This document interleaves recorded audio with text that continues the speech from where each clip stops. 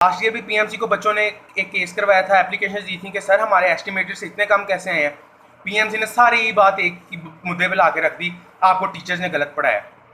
यार ये कौन सा सिस्टम है आपका? ये वही सिस्टम होगा दुनिया का जो अपने टीचर्स को गलत कहता है और अपने चेकर्स को और अपने वो फ्रॉडिया लोगों को, उन सबको बस सही कहता है ये सिस्टम। आप लोगों को खुदा का खौफ ही नहीं रहा, आप लोग कर क्या रहे हैं? जिनका हक बनता है आप लोग उनका हक खाई जा रहे हैं, जिनका नहीं बनता उनको आप लोग मुफ्त में दी जा रहे हैं कि हाँ जी जी आप लोग आ गए हैं, आप लोग आ गए हैं। टीचर्स को तो आप लोगों ने फ्रॉड कह दिया कि टीचर फ्रॉड थे, टीचर ने सही नहीं पढ़ाया था आपको, इस वजह से बच्चों का ये हुआ। कभी अपने आप को देखा आप लोगों ने? आप लोगों का ये पूरा जो सिस्टम है ना, ये पूरा सिस्टम फ्रॉड है पे चल रहा है इस टाइम।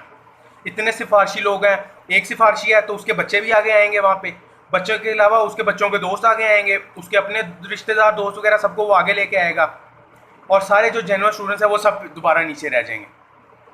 इन लोगों को तो कुछ फर्क पड़ना नहीं है। फर्क पड़ता है जो मिडिल क्लास, लोअर क्लास, जो सफ़ेद पोश बंदा है, वो बंदा कहाँ जाए, कहाँ रोना डाले। अब मैंने पीएमसी को मेल की थी, पीएमसी ने आगे से जवाब दिया जी रिजल्ट हमारा फाइनल है जो हमने दे दिया है, ना ये रीचेक हो सकता है ना ये चेंज हो सकता है। नहीं, आप लोग फरिश्ते हैं कि आप लोग रिजल्ट चेंज नहीं करेंगे कुछ।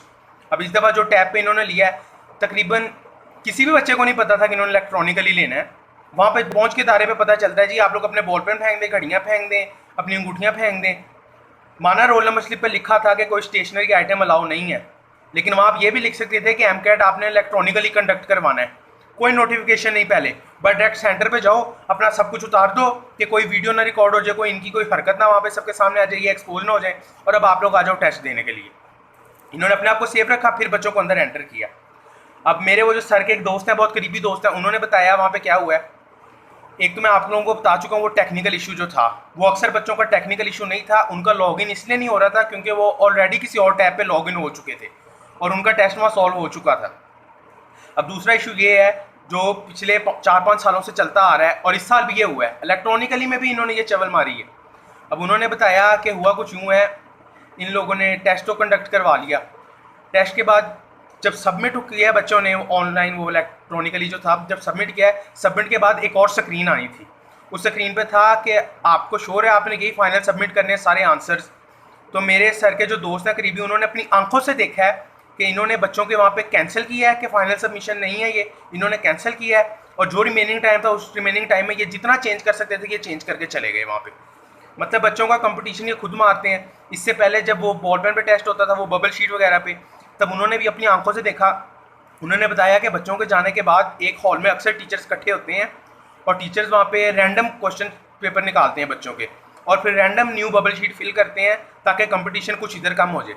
सिफारिश वाले कुछ ऊपर चले गए, जेन्युइन स्टूडेंट्स का कंपटीशन कुछ हमारे फ्रॉड टीचर्स जो हैं सिस्टम के, उन्होंने कम कर दिया, कंपटीशन वैसे कम हो गया, स्पेसिफिक क्लास आगे आ गई, मिडिल क्लास बंदा फिर वहाँ पे रह गया।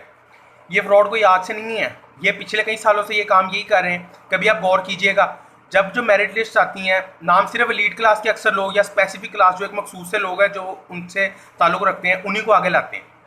अब इस सिस्टम के खिलाफ हम लोग तो इकट्ठे होकर हम सारे स्टूडेंट्स बोल सकते हैं, एहतजाज कर सकते हैं, और हम कुछ नहीं कर सकते। और होना यही है, फ़ायदा कुछ नहीं होगा। चुप करके एक कान से सुनेंगे, दूसरे कान से ये लोग ये सारी बात निकाल देंगे। क्यों? क्योंकि अगर ये आप हमारे मसले हल करने बैठ गए ना, तो इनके जो अपने सिफारशी हैं वो लोग आगे नहीं आ सकते।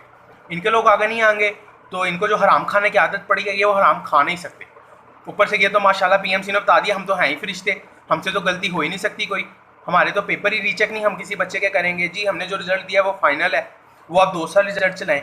यार तुम लोग 50-50 तकरीबन मार्क्स कम करे, वो बंदा कहाँ चलाए वो रिजल्ट? अब जब एवरेज से ही उसके एस्टिमेटेड मार्क्स से 40-50 कम है, उस रिजल्ट का क्या फ़ायदा उस बच्चे को? सारी मेहनत बेकार। अब सारे रोना डाल रहे हैं 140 से 150 रेंज में हमारे टॉपर्स के नंबर आ रहे हैं, लेकिन जब मेरिट बनना है सारे इनके लोग होंगे। जब 9-10 सेकंड ईयर फर्स्ट ईयर वगैरह के पेपर होते हैं, तब तो किसी ने रिजल्ट देखना होता है, लोग गैजेट डाउनलोड कर लेते हैं ऑनलाइन और सबका रिजल्ट देख लेते हैं ओवरऑल जितने बच्चों ने पेपर दिया। एमकैट का आज तक नहीं आया, क्यों? वो सारा आने लग पड़े तो सबको पता चल जाए जी इसके इतने कम थे, इसके इतने ज़्यादा थे। अब वही जब मेरिट बनता है, मेरिट टाइम फॉर एग्जाम्पल एक स्टूडेंट है, उसकी सिफारिश थी, उसके 120 है एमकैट में, रिजल्ट तो सिर्फ वो जानता है उसका क्या है, बाकी किसी स्टूडेंट को नहीं पता। अब जब मेरिट बनता है, इनके सिफारशी जो वहाँ पे सिफारशी टोला बैठा है, वो बैठ के आराम से उसके 120 की जगह 180 के हिसाब से मेरिट बना देगा, किस हिसाब से मेरिट बना देगा। और ये बातें मेरे कुछ टीचर्स और मेरे कुछ टीचर्स के दोस्तों की आंखों देखी हुई बातें हैं कि ये फ्रॉड ये लोग करते हैं। यार आप लोग बच्चों को इतना भी बददिल ना कर दो कि वो लोग ये जो डॉक्टर बनने से मना कर दें। आप लोगों ने तो बेईमानी करनी है।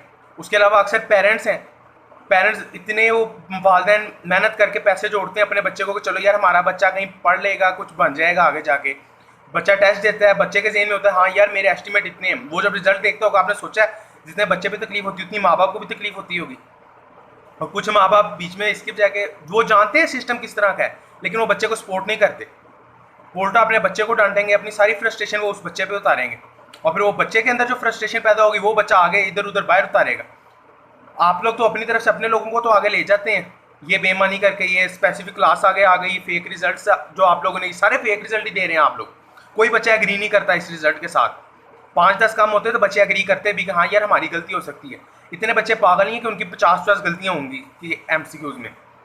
उसके अलावा सिलेबस का इशू जो आया कि हमारा सिलेबस आप लोगों ने वो मिक्सअप करके बाजी, किसी को सिंध का दे दो, कहीं पे KPK के MCQs डाल दो, कहीं पे कुछ कर दो। Approximately 40 to 50 MCQs her paper में आउट ऑफ कोर्स थे।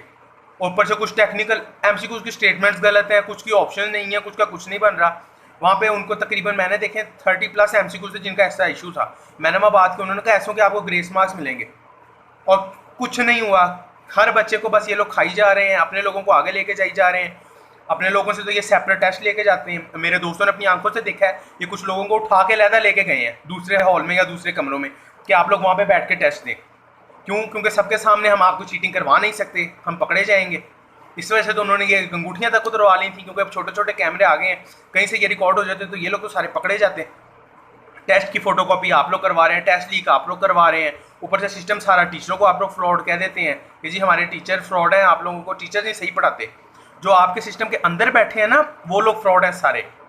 बच्चों के टेस्ट वो लोग खुद बाद में कंडक्ट कर लेते हैं, MCQs वो खुद बाद में चेंज कर लेते हैं, क्योंकि उनके पास अथॉरिटी है। ऊपर से वो फरिश्ते हैं, उनको कोई पूछ नहीं सकता, कोई कुछ कह नहीं सकता, उन पर कोई उंगली उठा नहीं सकता। अक्सर बच्चों ने बताया कि सर जब हमारा सबमिट हुआ था, हमने सबमिट पे क्लिक किया, फ़ौरन हमसे टैब छीन के वो लोग चले गए। उन्होंने कहा सबमिट हो गया, आप जाएँ। देखने क्यों नहीं देते? माना कि कुछ का चले डायरेक्ट सबमिट हो गया कुछ, लेकिन वो जो हमारे टीचरों ने देखा है, वो फाइनल सबमिट वाली स्क्रीन आनी थी, वो क्यों नहीं आपने किसी बच्चे को देखने दी? और सपोज फाइनल सबमिट कर भी दिया, उसके बाद आप लोगों के लिए तो कुछ मुश्किल नहीं था रैंडम रिजल्ट दे देना। आप लोगों ने सिर्फ जेन्युइन बच्चों का हक खाया है और अपने सिफारशी बच्चों को आगे लाए हैं। ये सारी बातें मैं इसलिए कह रहा हूँ क्योंकि मेरे बहुत दोस्त हैं जो डिसहार्ट हुए हैं, और मैं नहीं चाहता कि किसी और बच्चे का यूँ हक खाया जाए। बच्चों को पता होना चाहिए आप लोग बैठे सिस्टम में कर क्या रहे हैं। आप लोगों को तो कोई फ़र्क नहीं पड़ेगा, जो सफ़ेद पोश बंदा है वो बेचारा घुटता चला जाएगा, सिर्फ आपको वो बदवाएं दे सकता है, और इंशाल्लाह वो आपको लगेंगी भी, और हम भी इस टाइम दे रहे हैं। मैं चाहता हूँ आप सब अल्लाह की पकड़ में आए और ऐसा है कि आपकी नस्लें तक याद रखें। खुदा हाफिज़। अस्सलाम वालेकुम दोस्तों, जैसे कि आप सब जानते हैं कि बहुत स्टूडेंट्स एहतजाज कर रहे हैं PMC के ख़िलाफ़, MCAT 2021 के ख़िलाफ़, और ये जो टैब्स इदारे इन्होंने बनाया जिसने MCAT कंडक्ट करवाया पूरे पाकिस्तान में, उसके ख़िलाफ़।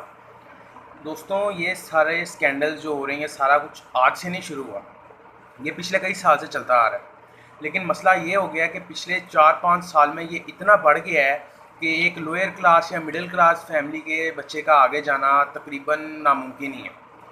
तकरीबन 85 to 90% सिर्फ इनकी एक स्पेसिफिक क्लास है जो आगे आती है, बाकी सारे जेन्युइन स्टूडेंट्स में से कोई आगे नहीं पहुंच पाता, जिनका ये हक खा जाते हैं। अब हमारे एक टीचर हैं, वो हमें बताते थे कि MCAT में एक स्टूडेंट थे जिनका एग्रीगेट बना था ओवरऑल 92% अप्रॉक्स, मेरे जहन में जितना आ रहा है 92 पॉइंट समथिंग था।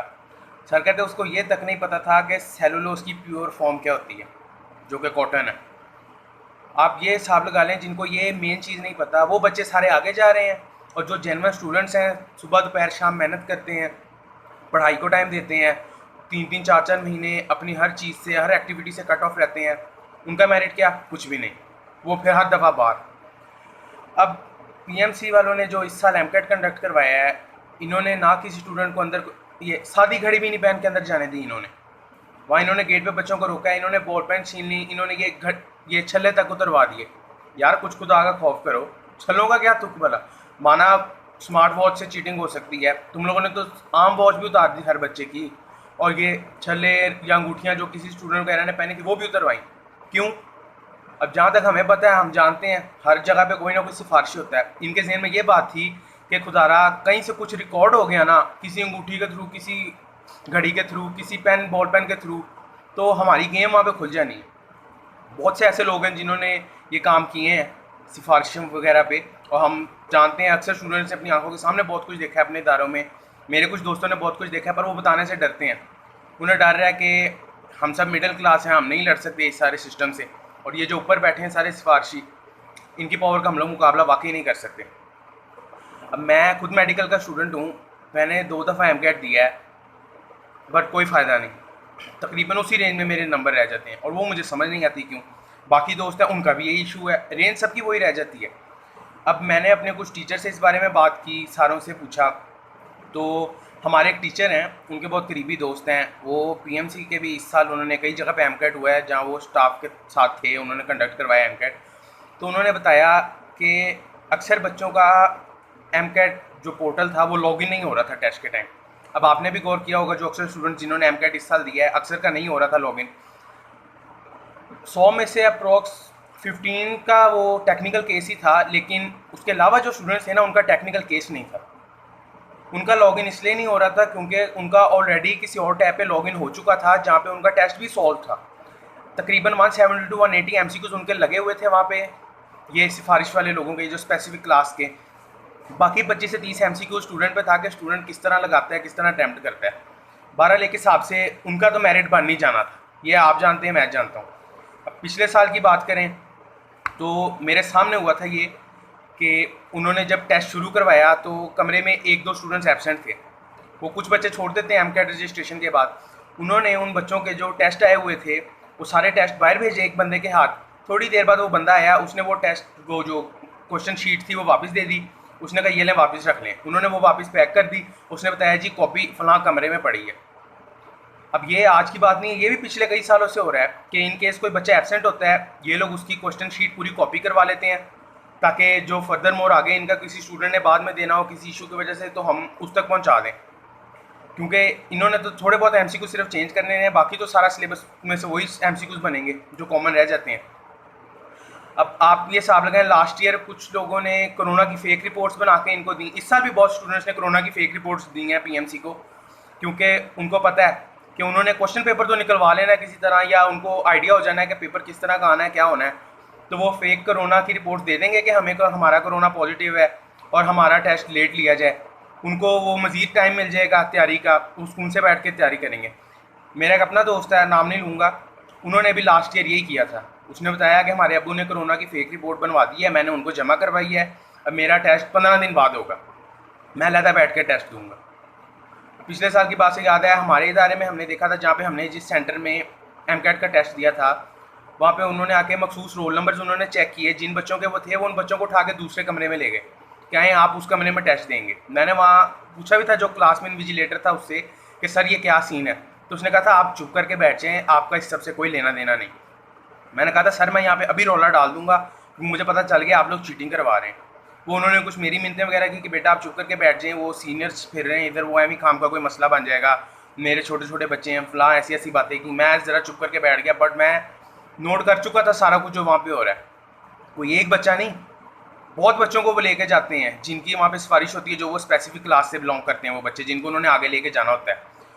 इसी वजह से हमारे जेन्युइन स्टूडेंट्स बहुत कम रह जाते हैं जो एमकेट में आते हैं, और बाकी ये सारे स्पेसिफिक क्लास वाले बहुत आगे निकल जाते हैं। अब टेस्ट की फोटोकॉपी की बात हो गई, ये जो फेक कोरोना रिपोर्ट दे के आगे टेस्ट देते हैं वो बात हो गई। अब पीएमसी ने इस साल क्या किया है, हर स्टूडेंट का रोना यही है कि हमारे एस्टीमेट से बहुत कम मार्क्स हैं। यार 5-10 मार्क्स कम होना, 5-10 मार्क्स से कोई फ़र्क नहीं पड़ता, समझ में आती है कि यार शायद हमारी गलती थी, 5-10 मार्क्स का इसलिए फ़र्क पड़ा। बट अल्लाह के बंदो, तुम लोग 30-30, 40-40, 50-50 मार्क्स खा रहे हो बच्चों के। कुछ शर्म थोड़ी सी होनी चाहिए, बंदे को पता होना चाहिए, बंदा अगर बेईमानी कर भी रहा है तो इतनी करे कि अगले को पता ना चले जो तुम लोग काम कर रहे हो यहाँ पे। और तुम लोगों ने तो खीर बस शुरू किया हुआ है, 30-30 काट लो, इसके 40 एवरेज से काट लो। इसके बच्चे पागल नहीं है, उनको पता है कि हमारे कितने मार्क्स बनते हैं पर एवरेज। कोई अंदाजन अगर 180 लगा के बैठा है, उसको 130 दे दो, 140 दे दो। और अभी मैं अक्सर न्यूज़ चैनल्स पे चेक कर रहा था और यूट्यूब वगैरह पे देख रहा था, अक्सर जगह पे सबने यही रोना डाला है कि हमारे जो अक्सर इदारों ने ये रोना डाला है कि हमारे जो टॉपर स्टूडेंट्स हैं ना, 140 से 150 की रेंज कोई क्रॉस नहीं कर पा रहा। अगर मेरिट इसी रेंज पर बनता है तो फिर तो अक्सर बच्चों का हो जाएगा। लेकिन अब आप गौर करना, आखिरी दिनों में जाके जब रिजल्ट आने शुरू होंगे ना, तब इनके सारे स्टूडेंट्स की तो वैसे ही मोस्टली को इन्होंने लास्ट डेट्स दी हुई हैं, ये हमें कंफर्म पता है। उनमें से अक्सर के 180, 190, 170, और कुछ जो सिफारशी जो अब टेस्ट दे चुके हैं उनका भी यही सिस्टम है।